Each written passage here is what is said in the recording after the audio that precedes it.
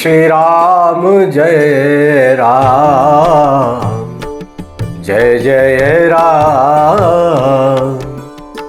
श्री राम जय राम, श्री राम जय राम, जय जय राम। वर्णानामर्थ संघानां रसानां छन्दसामपि मंगलानां च कर्तारो वंदे वाणी विनायको। श्री सीतारामचंद्र भगवान की जय, सरस्वती मैया की जय, श्री गणेश जी महाराज की जय। कलि पावन अवतार कवि कुल चूड़ामणि प्रातः स्मरणीय बाबा गोस्वामी तुलसीदास जी महाराज के श्री चरणों में नमन वंदन। प्रिय स्वजनों, आस्थावाणी चैनल के माध्यम से और आस्थावाणी परिवार के अथक प्रयासों के बाद आज वह शुभ दिन, शुभ घड़ी आ ही गया जब हम श्री रामचरितमानस को लेकर श्री राम जी के जीवन गाथा को आपके समक्ष प्रस्तुत करेंगे और उनके जीवन के विभिन्न चरित्रों को लेकर आपके साथ वार्ता करेंगे और प्रयास करेंगे कि आम जनमानस के जीवन में जो उलझने हैं उनका निस्तारण। आज प्रथम दिवस है। आज सबसे पहले हम बात करेंगे मर्यादा की। श्री रामचरित्र का प्रारंभ ही मर्यादा से है। मेरे प्रभु ने अनेक अवतारों में विभिन्न प्रकार के चरित्र प्रस्तुत किए हैं, जिनमें श्री रामचरित्र प्रसिद्ध चरित्र है। जीवन जीने की कला, जीवन जीने की मर्यादा, संबंधों को निभाने का प्रयास, संबंधों को निभाने की कला, विपरीत परिस्थितियों से निकलने का साहस, सब कुछ रामचरित्र में समाहित है। आज हम बात करेंगे प्रभु की मर्यादा की। देखिए, मर्यादा भगवान राम ने अपने जीवन में मर्यादा पर विशेष ध्यान दिया। जैसे सबसे पहले मेरे प्रभु ने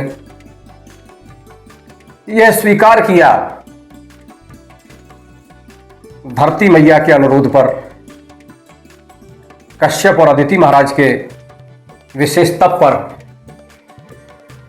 और अन्य कारणों से कि वे रामचरित में अवतार लेंगे। महाराज दशरथ वृद्धावस्था में हैं और उनके मन में ग्लानि है कि मुझे कोई पुत्र नहीं है। सीधे गुरु के पास गए। गुरु जी ने पुत्र कामेष्टि यज्ञ संपन्न कराया और महाराज को 4 पुत्रों की प्राप्ति हुई। मेरे प्रभु गर्भ में आए हैं, तभी से अयोध्या में सुंदर शुभ शकुन होने लगे हैं। और जन्म लेने के बाद बाल्यकाल से ही मेरे प्रभु ने अपने जीवन में मर्यादा का दर्शन कराना प्रारंभ कर दिया। इस प्रकार से प्रभु मर्यादा दिखाते हैं कि प्रातः काल उठ के रघुनाथा, प्रातः काल उठ के रघुनाथ, मात पिता गुरु नावहि माथा। देखिए, मेरे प्रभु कितने मर्यादित हैं कि प्रातः काल उठकर सबसे पहले अपने माता पिता और गुरुजनों के चरणों का स्पर्श करते हैं। प्रभु स्वयं ब्रह्म हैं, लेकिन मनुष्य रूप में अवतार लिया है तो मनुष्य धर्म की मर्यादाओं का पालन कर रहे हैं। माता पिता का आशीर्वाद लेना परम आवश्यक कार्य है। आज की पीढ़ी सुबह उठ के good morning mom, good morning dad. आप मुझे बताइए कि गुड मॉर्निंग का जवाब आप कैसे देंगे? आपसे कोई कहे गुड मॉर्निंग, आप ये तो नहीं कहेंगे कि चिरंजीव भव, आप भी कहेंगे गुड मॉर्निंग, यानी जैसे को तैसा। लेकिन वहीं यदि कोई आपसे हाथ जोड़कर प्रणाम करता है, आपके चरणों को स्पर्श करता है, तो आप तुरंत कहेंगे कि यशस्वी भव, चिरंजीव भव, दीर्घायु भव। ये मर्यादा के बदले में एक स्वाभाविक प्रक्रिया है। यदि कोई व्यक्ति मर्यादा में रहकर आपसे बात करेगा तो आपका जवाब भी मर्यादित ही होगा। तो प्रभु माता पिता का आशीर्वाद ग्रहण करते हैं, गुरु का आशीर्वाद ग्रहण करते हैं, बदले में आशीर्वाद पाते हैं। और मेरे प्रभु की क्या मर्यादाएं हैं कि अनुज सखा संग भोजन करही, मात पिता आज्ञा अनुसरही। मेरे प्रभु अपने भाइयों के साथ, अपने मित्रों के साथ बैठ के भोजन करते हैं। आज के युग में एक परिवार में 4 लोग, उनमें से 2 भी एक साथ बैठ के भोजन नहीं कर पाते। पिता अपने कमरे में है, पुत्र अपने कमरे में है, सासू मां अपने कमरे में है, बहू रानी अपने कमरे में है। सब अलग अलग भोजन करेंगे। जबकि साथ बैठकर यदि पिता पुत्र भोजन करें और सास बहू भोजन करें, प्रेम सौहार्द बढ़ता है, भोजन प्रसाद बन जाता है, आत्मीयता बढ़ती है। साथ रहने से, साथ बैठने से, साथ वार्तालाप करने से विभिन्न प्रकार की समस्याओं का, एकाकीपन का, तनाव का उन्मूलन स्वयं हो जाता है। आज आवश्यकता है इस बात की कि अगर ज्यादा नहीं तो कम से कम एक वक्त साथ बैठकर पिता पुत्र भोजन करें, भाई बहन साथ बैठकर भोजन करें, सास बहू साथ बैठकर भोजन करें।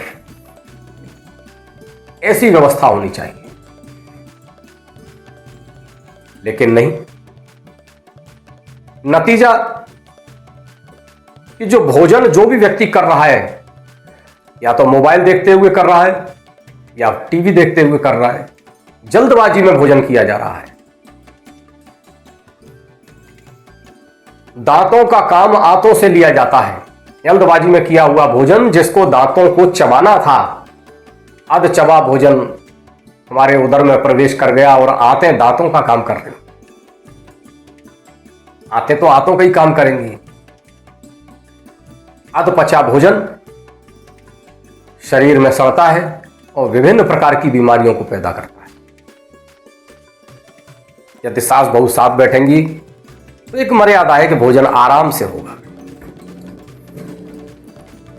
इसी प्रकार मेरे प्रभु क्या करते हैं? प्रभु गुरुकुल में जा रहे हैं कि गुरु गृह चलन,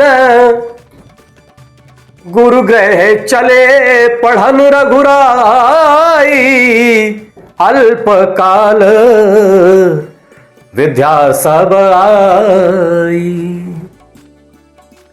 यद्यपि प्रभु की सांसों में सभी वेद ऋचाए हैं, लेकिन मेरे प्रभु चूंकि नर लीला में हैं, फिर वही बात आती है, मर्यादा का पालन कर रहे हैं। इसलिए मेरे प्रभु गुरु के घर विद्या अध्ययन करने जा रहे हैं और अल्पकाल में ही मेरे प्रभु ने सभी विद्याओं का ज्ञान प्राप्त किया। कितने मर्यादित हैं मेरे राम कि मेरे राम को यह पता लगा कि कल आपका उत्तराधिकारी होना तय हुआ है। मेरे प्रभु कुछ खास प्रसन्न नहीं हुए और रातों रात जब यह पता लगा कि वनवास हो गया, मेरे प्रभु दुखी नहीं हुए। मर्यादा का पालन कर रहे हैं कि अगर पिता की आज्ञा है तो उसका पालन करना है। मैया के पास जाते हैं, पूछते हैं कि मां मुझे ये तो बता कि मेरे पिता इतने दुखी क्यों हैं। मां ने बताया कि पुत्र मैंने भरत के लिए राजगद्दी मांग ली थी। मेरे प्रभु खुशी से झूम उठे, बोले वाह मां, अब मेरा भाई राजा बनेगा मां। और बाबा गोस्वामी जी ने कितनी सुंदर पंक्तियों में वर्णन किया है, कितनी सुंदर चौपाइयां हैं कि मेरे प्रभु कहते हैं कि भरत प्राण प्रिय पावहि राजू, विधि सब विधि मोहे सन्मुख आजू। हे मां, मेरा प्राणों से प्यारा भरत राजा बनेगा। विधाता किस प्रकार मेरे अनुकूल है, लेकिन भैया पिताजी इतनी सी बात के लिए दुखी है, ये मुझे समझ में नहीं आता। मैया बोली नहीं, मैंने तुम्हारे लिए 14 वर्ष का वनवास भी मांगा है। अब प्रभु और प्रसन्न हुए कि वाह मां, मेरा जन्म ही इसलिए हुआ था मां कि मैं ऋषि मुनियों से जाकर मिलूंगा, दीन दुखियों से जाकर मिलूंगा, वन वन जाऊंगा, ऋषि मुनि भक्त सब मुझे मिलेंगे। मां, कितना पुण्य मेरे जीवन में होगा, मुझ समान कोई सौभाग्यशाली नहीं है मां। प्रभु सहर्ष तैयार हो गए। यदि आज का कोई बालक होता तो आकर्षित हो जाता, उसे रोष उत्पन्न होता, और वही रोष आज पिता और पुत्र के बीच में वैमनस्य खड़ा कर रहा है। आज समाज में संपत्ति के लिए पिता पुत्र की हत्या कर रहा है, भाई भाई की हत्या कर रहा है। लेकिन मेरे प्रभु ने मर्यादा का चरित्र प्रस्तुत किया है। संपूर्ण जीवन काल में मेरे प्रभु ने केवल और केवल मर्यादा ही तो प्रस्तुत की है। चाहे जनक जी के यहां स्वयंवर में प्रभु ने पूर्ण मर्यादा का पालन किया, प्रभु ने रावण के साथ युद्ध करने में भी मर्यादा का ही पालन किया है। मेघनाथ के वध के बाद प्रभु ने सुलोचना का सम्मान किया है, आदर सहित मेघनाथ का शव उनको सौंपा है। मैया मंदोदरी का सम्मान किया है। रावण के अंतिम संस्कार की विभीषण जी को आज्ञा देकर व्यवस्था करवाई। मेरे प्रभु मर्यादा पुरुषोत्तम इसलिए कहलाए कि मर्यादा की पराकाष्ठा पार हो गई। जब मेरे प्रभु ने रावण को भी कभी अपशब्द नहीं कहे,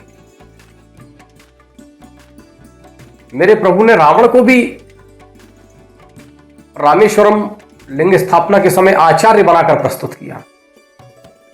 मेरे प्रभु ने युद्ध की मर्यादा में अनेकों बार प्रयास किए कि शांति व्यवस्था रहे। मेरे प्रभु ने मर्यादा के लिए कभी भी कोई ऐसा कार्य नहीं किया जिसमें कि मेरे प्रभु की मर्यादा भंग हो। माता कौशल्या ने श्री राम को जन्म दिया, ये संसार जानता है, लेकिन मैया कैकेयी ने भगवान राम के उस रूप को प्रस्तुत किया उनका वनवास मांगकर कि मैया कौशल्या के गर्भ से मर्यादा पुरुषोत्तम भगवान राम का जन्म हुआ। मैया कौशल्या ने प्रकट किया श्री राम को और मैया कैकेयी ने प्रकट किया मर्यादा पुरुषोत्तम श्री राम को। उनके हृदय रूपी गर्भ से भगवान राम को जब 14 वर्ष वन की जाने की आज्ञा प्रदान की गई, अब मेरे प्रभु का मर्यादा पुरुषोत्तम स्वरूप निकलकर सामने आया।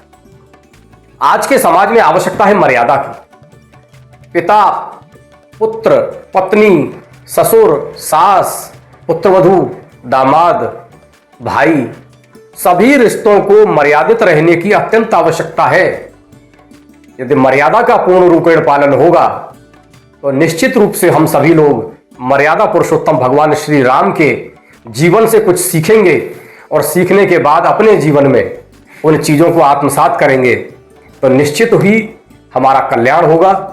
भगवान श्री राम के चरित्र का समावेश हम सभी के जीवन में हो, ऐसी मंगल कामनाओं के साथ एक चौपाई के साथ आज के सत्र को विराम दूंगा। ये मंगल भवन अमंगल हारी, द्रवं सुदशरथ अजिर बिहारी।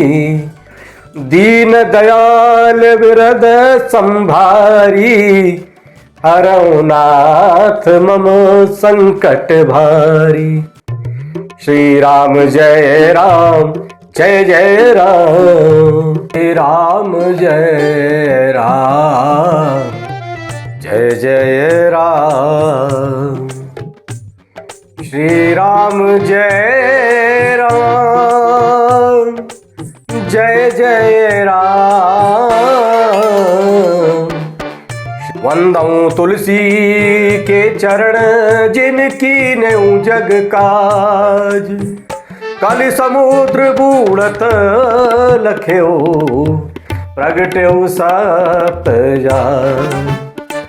जय जय श्री सीताराम।